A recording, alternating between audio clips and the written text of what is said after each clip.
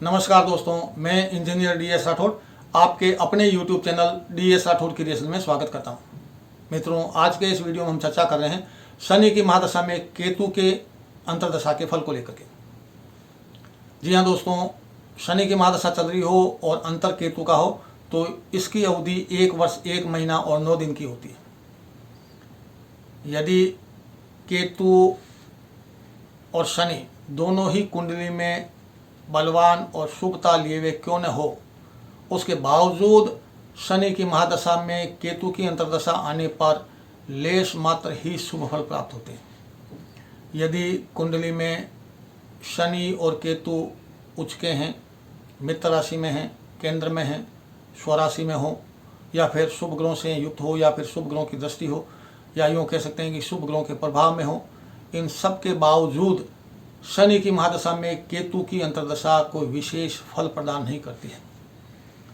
नौकरी से पद और वेतन से वेतन वृद्धि, पद से पदोन्नति और वेतन से वेतन वृद्धि मिलने में भी बहुत सारी बाधाएं आने लगती हैं, विघ्न आने लग जाते हैं। इन सब के बावजूद जातक नीच जनों का संग करने लग जाता है।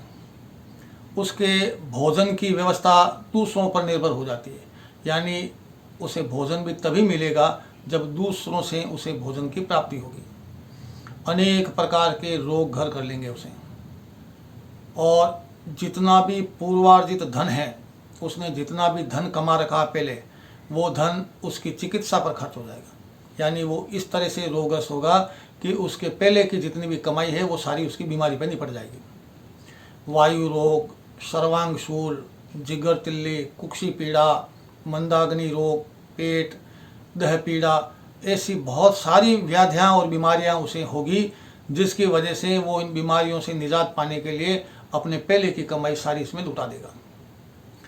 और जातक को जो पूर्व में बुध में जो अंतर्दशा थी, ये जो केतु से पहले शनि की महादशा में जो बुध की अंतर्दशा थी, वो उन शुभ फलों को याद करने लग जाता है। जातक को शनि की महादशा में केतु की अंतर्दशा आने पर उसे पूर्व की अंतर्दशा, बुध की अंतर्दशा याद आने लग जाती है कि वो अंतर्दशा कितनी अच्छी गई थी।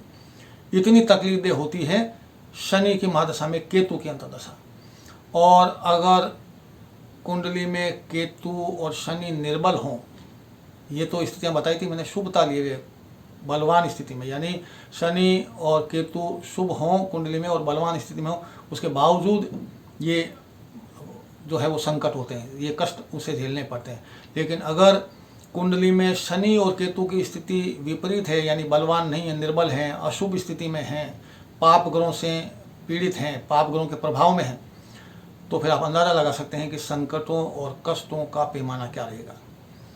जातक के हर काम में विघ्न और बाधाएं आएगी, और जातक शारीरिक रूप से, देह से इतना पीड़ा महसूस करेगा, इतना बेचैन और व्याकुल हो जाएगा कि उसे हम एक तरह से मृत्यु तुल्य कष्ट कह सकते हैं।